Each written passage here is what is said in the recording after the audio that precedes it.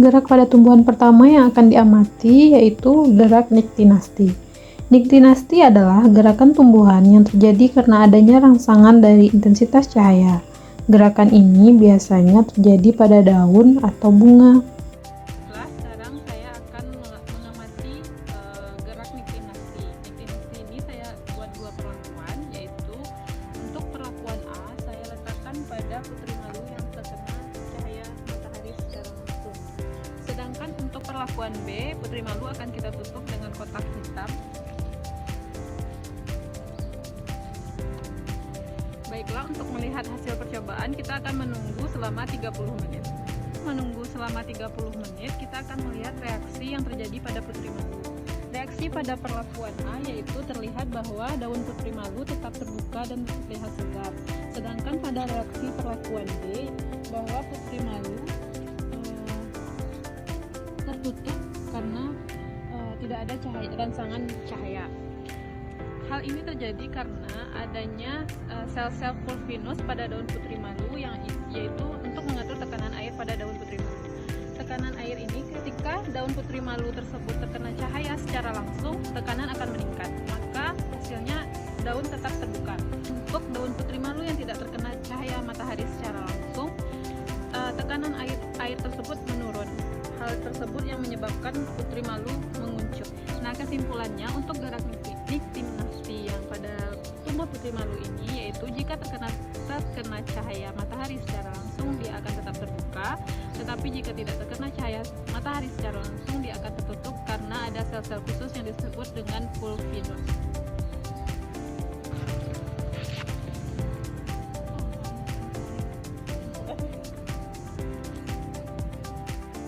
Selanjutnya yaitu gerak seismonasti.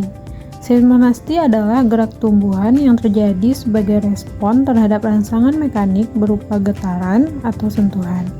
Rangsangan ini berasal dari angin, hujan, atau sentuhan fisik yang secara langsung mengenai bagian dari tumbuhan. Pada rangsangan ini, tumbuhan bergerak dengan cara menutup atau mengubah bentuk. Contohnya yaitu pada tumbuhan putri malu.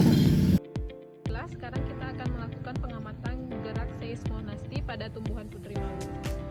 Yang pertama, kita akan melakukan gerakan atau sentuhan secara lembut pada tumbuhan putri malu.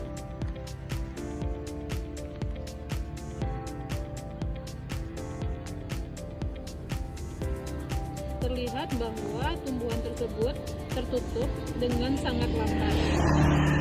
Untuk gerakan kedua yaitu gerakan sedang.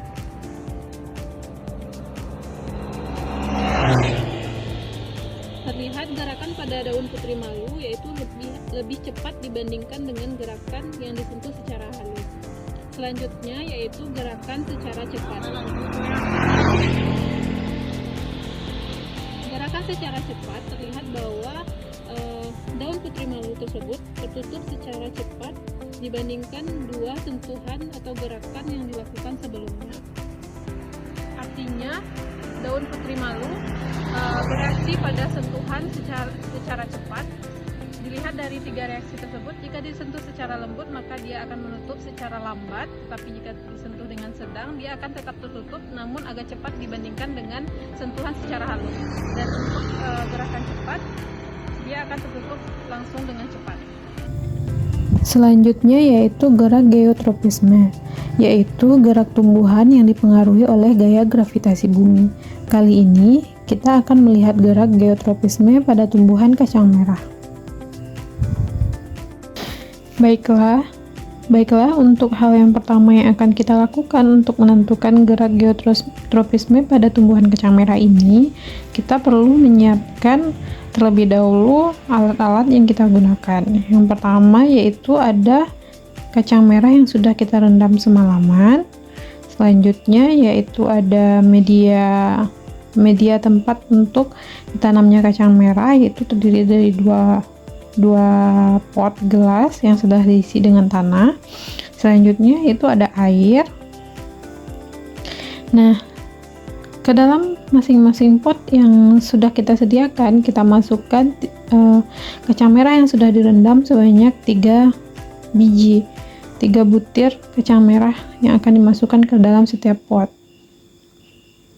Setelah kita masukkan atau kita tanam kacang merah ke dalam pot, kita siram sedikit demi sedikit dan kita akan melihat pertumbuhan dari tumbuhan kacang merah ini. Baiklah teman-teman, sekarang adalah hari kedua dari kacang merah. Hari kedua ini pada kacang merah yang telah kita tanam, terlihat bahwa kacang merah sudah mengeluarkan akar. Selanjutnya, tumbuhan kacang merah sudah ada cikal bakal batang dari tumbuhan kacang merah tersebut dan akarnya sudah bertambah panjang. Selanjutnya, pada tumbuhan kacang merah yang telah kita tanam ini, terlihat bahwa tumbuhan kacang merah ini sudah memiliki batang yang berangsur-angsur lebih tinggi dari sebelumnya dan sudah melihatkan cikal bakal daun. Selanjutnya, sudah terlihat biji kacang merah sudah terlihat menampakkan daun. Teman-teman, ini adalah kecambah pada hari ke-6.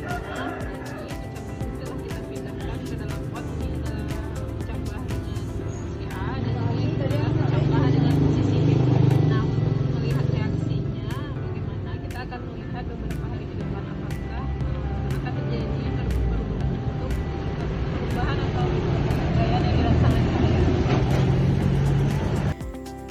Baiklah teman-teman, sekarang setelah beberapa hari tumbuhan kacang merah yang telah kita letakkan dengan posisi pot yang berbeda, kita akan melihat perbedaan gerak geotropisme pada tumbuhan biji kacang merah. Terlihat di sini bahwa pot A yang kita letakkan secara vertikal atau lurus ke atas tetap menunjukkan bahwa tumbuhan biji kacang merah tetap tumbuh tegak ke atas.